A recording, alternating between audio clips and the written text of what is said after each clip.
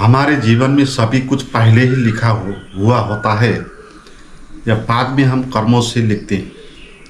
जीवन की जो ये स्क्रिप्ट है, इसका राइटर या हम खुद हैं या कोई और है, और उस कहानी में हम कुछ रोल करने के लिए आए। जीवन एक बड़ी कहानी है, आपकी पर्सनल कहानी नहीं, पूरा विश्व की कहानी होगी। पूरा विश्व की कहानी तो आप लिख नहीं सकते, आपकी हो नहीं सकती, दूसरों की भी है। रंगमंच में जहाँ हजारों करोड़ों लोग कैरेक्टर हो, तो सभी को मिला के एक बड़ी कहानी होगी ना। तो वो कहानी तो आप कैसे लिख सकते हैं? तो उसका तो लेखक आप नहीं है। तो इस जीवन की बड़ी कहानी में हमारा अलग सा स्क्रिप्ट नहीं होगा, हमारा उसमें एक रोल होगा। हम एज अ कैरेक्टर उसमें होंगे और उस कहानी में रोल हमारा क्या होगा, वो रोल हम लिखेंगे या पहले से ही लिखा हुआ है। इसमें भी ये बात आएगी फिर, क्योंकि जो कहानी दूसरों ने लिखी, उस कहानी में जो पात्र आपको बनाया और उस आपका पात्र क्या करेगा वो निर्धारण आप करेंगे, तो वही लिखने वाला करेगा। इसलिए भाग्यवाद की धारणा आई। इसमें ये कहते हैं कि जीवन में जो भी होता है आपके, वो पहले ही विधाता लिख देता है, भगवान उसको लिख देता है। और इस बात को अगर आप अच्छे से समझ लेंगे तो आपका जो कंफ्यूजन है जीवन में वो दूर हो जाएगा। क्योंकि हमारे जीवन में सबसे बड़ा कंफ्यूज ये है कि भाग्य है बड़ा या कर्म है। क्या हम कर्म के द्वारा अपने जीवन को बदल सकते हैं? अगर ये बात ठीक है तो हम कर्म में पूरी तरह ही लग जाएंगे, मगर फिर भी हमको ये बात पूरी ही हजम नहीं आती, क्योंकि हम कितना कितना करते मगर जो चाहते होता नहीं है। फिर कर्म की बात भी हम विश्वास नहीं करते, फिर भाग्य की बात पर विश्वास करते, फिर हम कहने लग जाते हैं जो मेरे जीवन में लिखा है, जो भाग्य में है वही मिलेगा, मेरा तो लक ही नहीं था। तो फिर हम लक में विश्वास करेंगे। कभी हम लक में विश्वास करेंगे, कभी हम कर्म पे काम करेंगे। जब कोई कर्म करने से अचीवमेंट हो जाएगा तो आपको लगेगा कि आप तो इसको बदल सकते हो, तो आप कर्म भी विश्वास करेंगे, फिर असफल हो जाएंगे, फिर लक पर विश्वास करेंगे।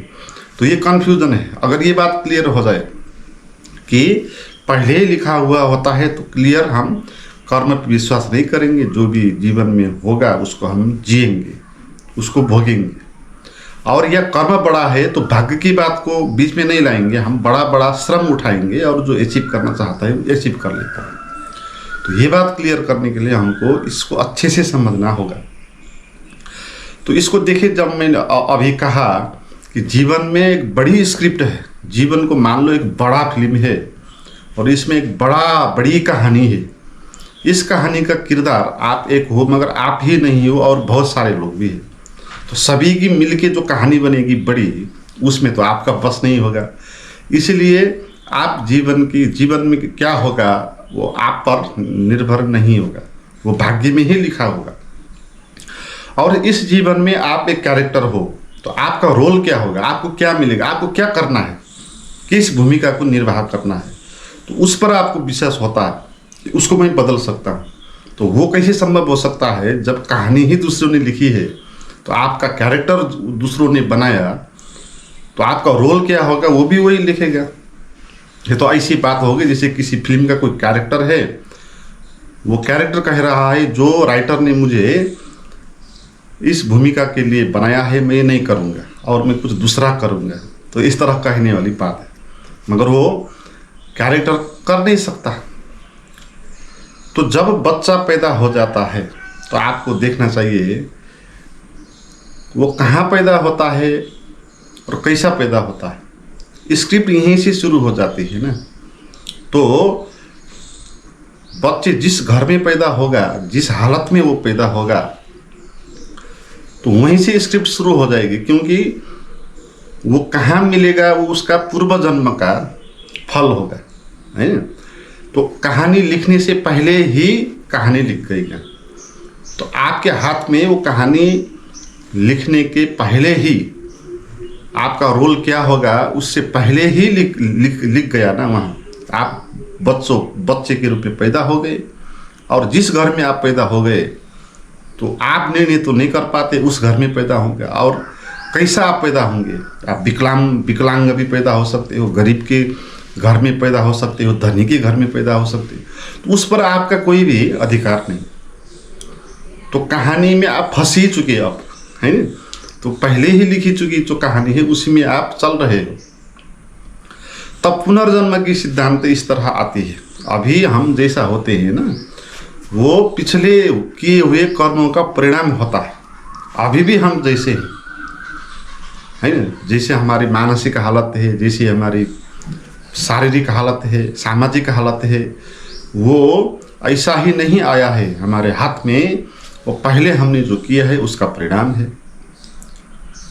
तो जो कुछ भी यहाँ होता है ना, उसका पिछला कारण होगा। तो आप जिस घर में पैदा हो गए, जैसे आप पैदा हो गए, महिला पैदा हो गए, पुरुष पैदा हो गए, तो उसका कोई न कोई कारण होगा पहले। और सभी लोग फर्क फर्क घर में पैदा होंगे। कोई गरीब के घर में होगा, कोई विकलांग होगा, कोई धनी घर में पैदा होगा। तो उसका कारण क्या हो सकता है? तो इसी को कहा अगले जन्म में जो आपने किए थे उसका ये परिणाम है। इस बात को इस तरह सोचना चाहिए जैसे कि एक जीवन एक स्कूल है। जब आप स्कूल में फेल हो जाते हो किसी सब्जेक्ट में, उसको आपको दोबारा देना होता है। तो इसी तरह आपको जो ये जीवन मिला है, जो रोल आपको मिला है, इसलिए मिला है कि आप इससे पहले आपके भीतर क्या कमजोरी थी उसको फिर से ठीक करने के लिए। जैसे कोई फेल हो जाएगा और उसी क्लास में उसको भरना कर देंगे, इसी तरह अगले जन्म में जहां आप फेल हो गए थे, जिन बातों को आपने समझा नहीं, जिन बातों से आपको ऊपर उठना था उससे आप ऊपर उठे नहीं, तो वहीं पर आप अटक गए। तो फिर इस जन्म में भी आपको यात्रा वहीं से शुरू करनी होगी। आपको उसको सुधारना ही होगा, क्योंकि जो भी हमको मिलता है उसको हमको भोगना ही पड़ेगा, क्योंकि हमने ही किया ना, उसको हमको भोगना होगा। तो जीवन को इस तरह देखना चाहिए कि ये स्कूल है और यहाँ हम जो भी हमको मिलता है वो इसीलिए मिलता है ताकि हमको इसको सुधार कर सके। जो फेल होता है ना, उसको सुधार करने के लिए फेल किया जाता, इस तरह नहीं कि उसको सजा देने के लिए। तो जीवन इस तरह हम देखते हैं ना, परंपरावादी लोग जीवन को इस तरह देखते हैं कि भाग्य का खेल है, उसको सजा मिली है।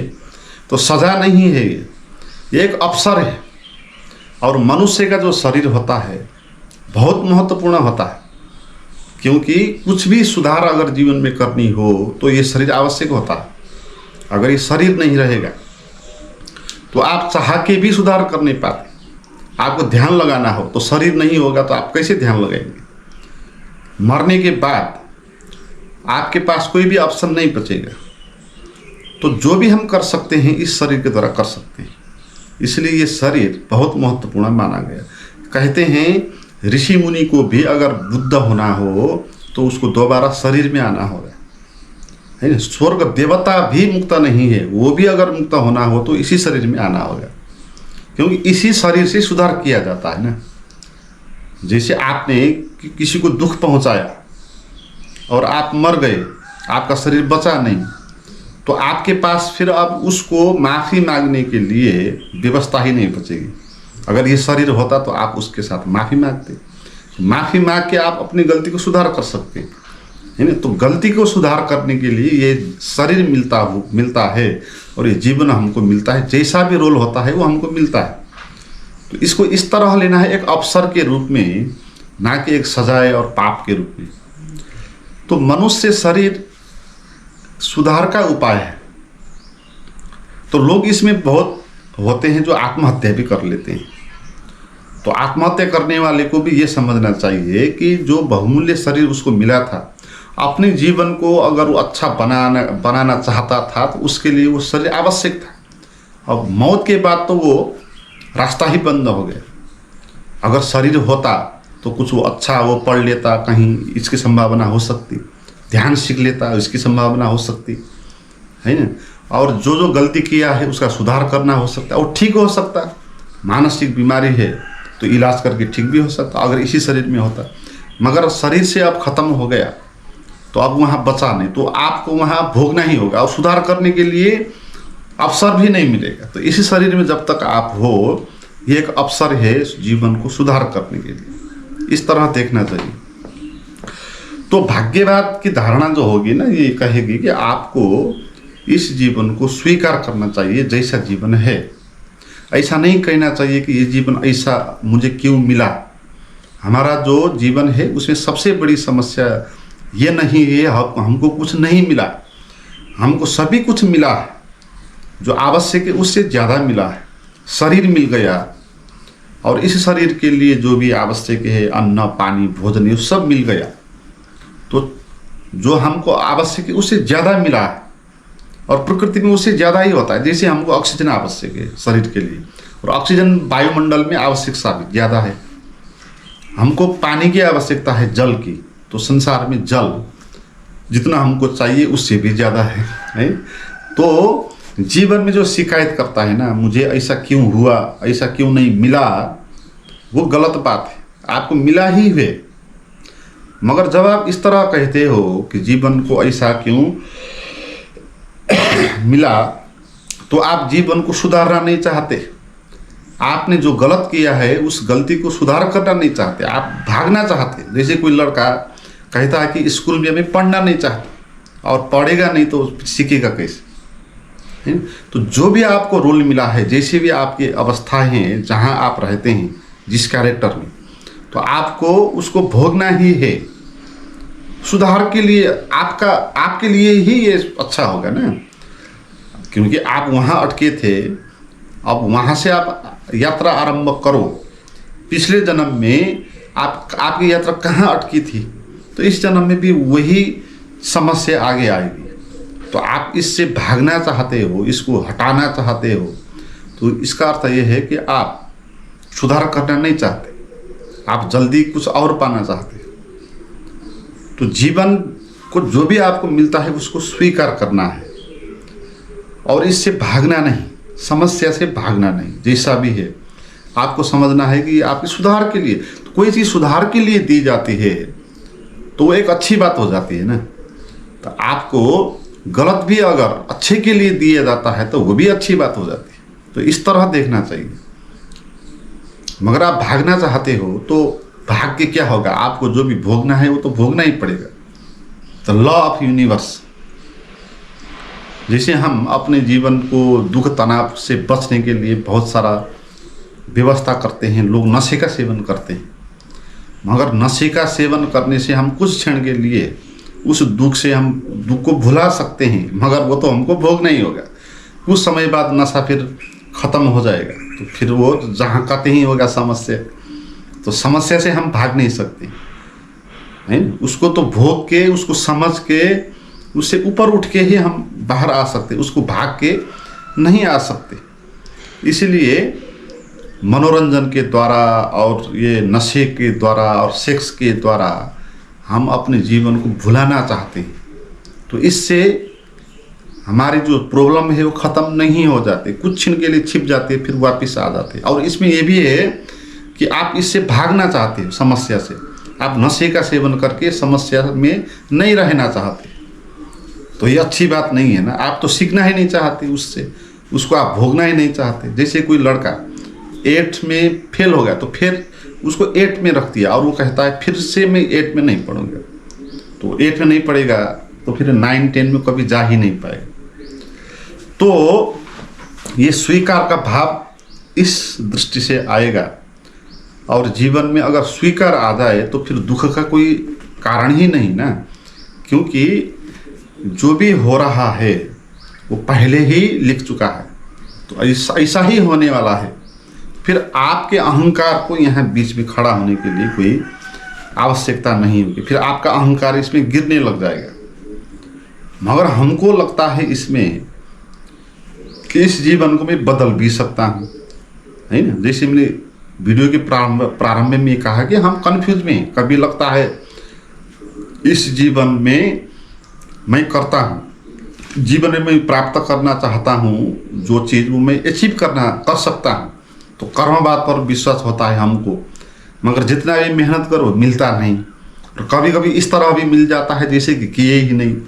फिर हमको लक पर विश्वास करना होता है, फिर भाग्यवाद पर हम विश्वास करना होता है। तो हम कभी भाग्यवादी कभी कर्मवादी होते हैं। मगर जो कर्मवाद का सिद्धांत है ना, इसमें हमको क्यों लगता है ऐसा कि जीवन का जो स्क्रिप्ट है उसको हम बदल सकते हैं, अपना जो रोल है उसको हम बदल कर सकते, चेंज कर सकते, करेक्शन कर सकते हैं।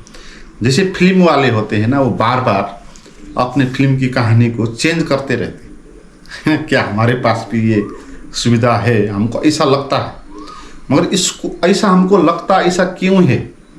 तो इसका कारण है पहला अहंकार। अहंकार के कारण हमको ऐसा लगता है कि हम जीवन को बदल सकते हैं, जीवन को हम लिख सकते हैं। क्योंकि अहंकार का अर्थ है मैं हूँ कुछ। अगर आप कुछ हो तो फिर आप कर भी सकते हो, तो ही आप होगे ना। अगर आप मानते हो अपने को मैं हूँ और ये भी कहते हो कि मैं कुछ नहीं कर सकता, तो आपका होने का क्या अर्थ है? आप अपने को कहते हो मैं हूँ, तो इसका अर्थ ये होगा कि आप कुछ कर सकते हो। इसीलिए वो जो मैं है ना, अहंकार है, वही कहता है कि मैं कुछ कर सकता हूँ। इसलिए लोग बड़े बड़े काम करते हैं, क्योंकि बड़े बड़े काम करेंगे तो उसका अहंकार भी बड़ा बड़ा हो जाएगा, है। तो ये अहंकार के कारण हमको लगता है ऐसा। मगर अहंकार कुछ नहीं कर सकता, वो कहने वाला है, करने वाला नहीं। होता तो जीवन के नियम के द्वारा है, वो जो स्क्रिप्ट है बड़ी जीवन की कहानी, उसी के कारण होता है।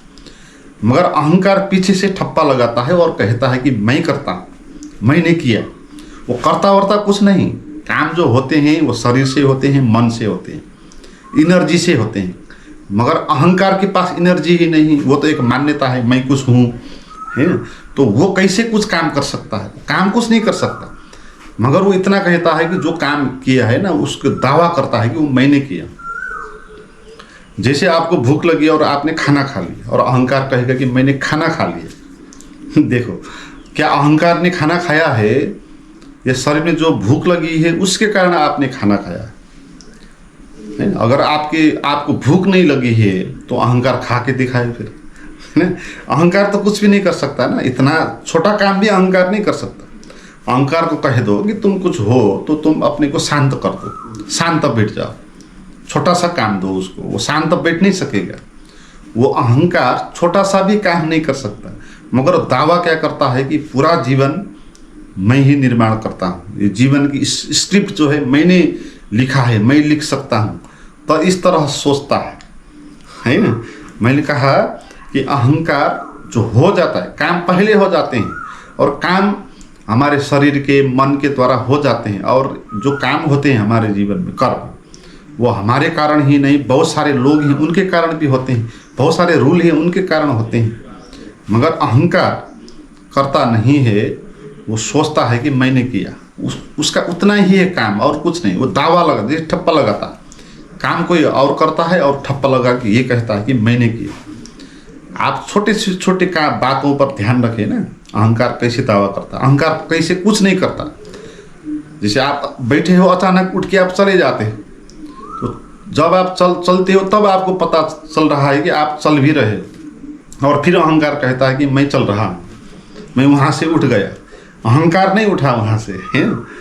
आपका शरीर उठा, आपका मन के विचार के कारण कुछ रिएक्शन हुआ होगा और आप उठे और आप चले। फिर अहंकार बाद में कहता है कि मैं चला, मैं वहाँ से उठा। तो इस तरह कहता है कि जैसे कि अहंकार ने किया। तो अहंकार की ये प्रॉब्लम है, होता तो अपने आप है, जो होता है हमारे जीवन में अपने आप ही होता है, और अहंकार पीछे से कहता है कि मैंने किया। और इसी कारण अहंकार पीड़ित होता है, क्योंकि उसको दावा करना होता है कि मैंने किया, और बहुत सारे काम ऐसे आप करेंगे जो गलत होंगे, फिर अहंकार को इससे दुख पहुंचेगा। और ऐसे बहुत सारे काम होंगे वो कर ही नहीं पाएंगे आप, इससे भी अहंकार दुखित होगा, क्योंकि अहंकार दावा करता है कि मैं हर चीज़ कर सकता हूँ और कुछ भी नहीं कर सकता। तो इसीलिए हम पीड़ित होते हैं अहंकार के कारण। इस कारण पीड़ित नहीं होते हैं कि जीवन में हमको कैसा रोल मिला है। और दूसरा कारण ये है, हमको लगता है कि जीवन में मैं कुछ कर सकता हूँ, उसका कारण है चॉइस। जीवन में चॉइस है। यहाँ दो बातें हैं, हम एक बात को छोड़ के दूसरा कर सकते हैं, और ऐसा करने से हमको लगता है कि मैंने ये किया, क्योंकि ऑप्शन दो थे आगे। अगर मैं चाहता तो ये भी कर सकता, और मगर मैंने ये किया तो इसका कारण क्या हो गया, मैं करता हो गया, है ना। दो बातें। जैसे आप व्यापारी भी हो सकते हो, आप जॉब भी कर सकते हैं, व्यापार भी कर सकते हैं। आपने व्यापार को चुना और अहंकार कहेगा मैंने व्यापार को चुना, चॉइस किया।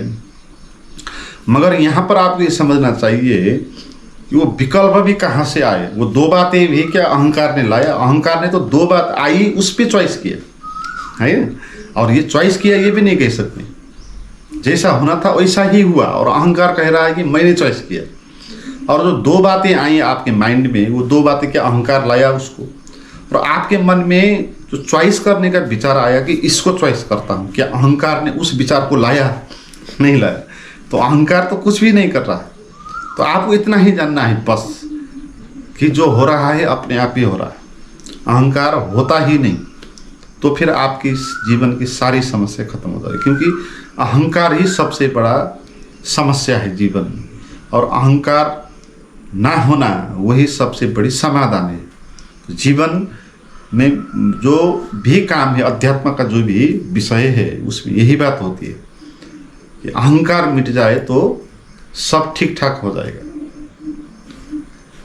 तो निष्कर्ष में यही है कि भाग्य को स्वीकार करना चाहिए, क्योंकि जैसा होने वाला है ऐसा ही होने वाला है, उसमें मेरा कोई हाथ नहीं होता। तो अहंकार को मिटना चाहिए, और जैसा होता है उसको स्वीकार भाव में आपको जीना चाहिए, और इसमें से भागना नहीं चाहिए, और पाप कहना, गलत कहना नहीं चाहिए, उसको अवसर के रूप में लेना चाहिए।